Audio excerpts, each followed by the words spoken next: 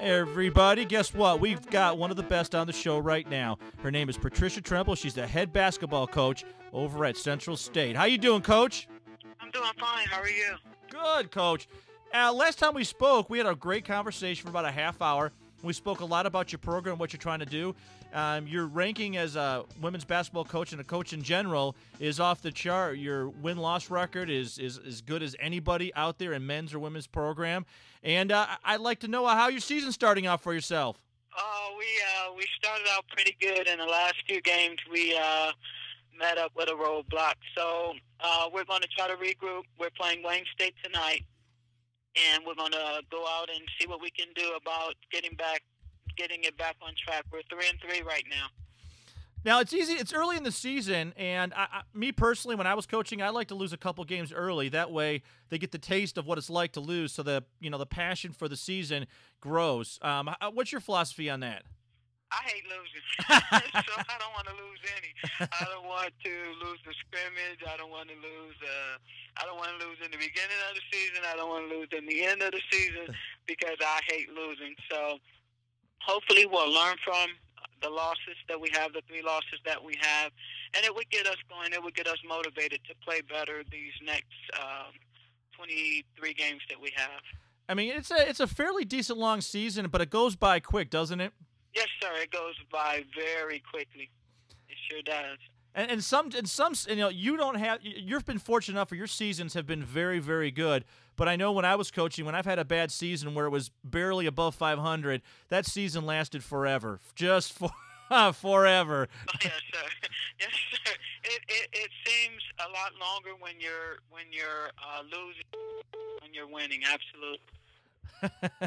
You're always looking at it going, okay, what can we do here now? How can we change this sir. up here? Yes, sir. You're absolutely right.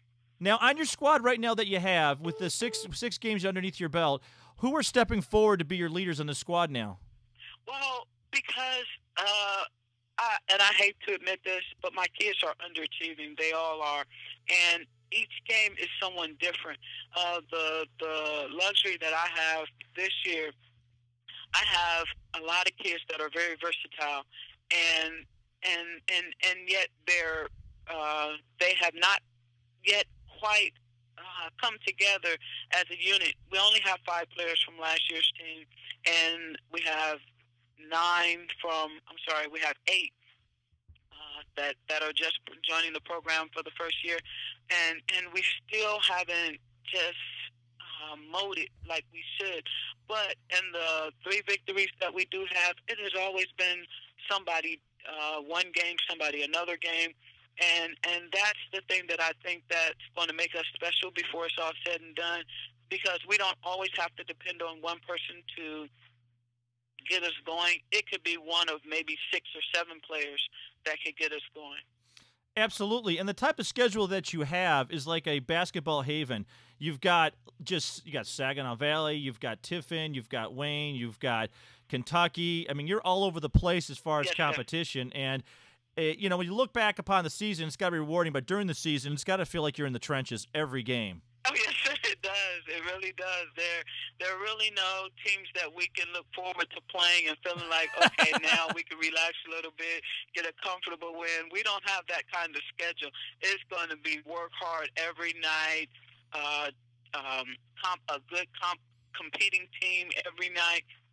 It's going to be that kind of thing, which I am grateful for my schedule. I'm glad that I have that kind of schedule, because as a NCAA Division II provisional member, this is our last year of our provisional membership. So next year we can participate in the playoffs.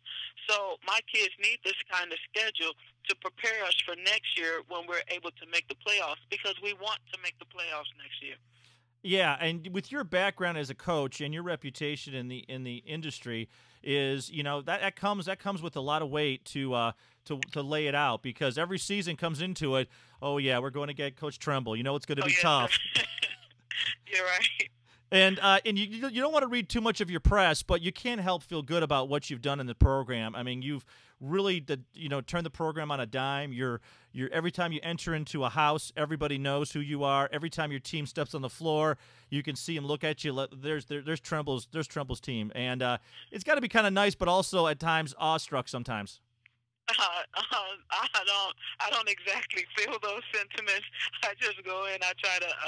One of the things that God gave me when I became a head coach was to be humble, and so I try not to get caught up in what people think about us and what I think about them and things like that. But the thing that I do understand is that teams love to be Central State because of the tradition of the program that was really started by our previous head coach, Patricia Tramble, who is now our athletic director, and I was her assistant at the time.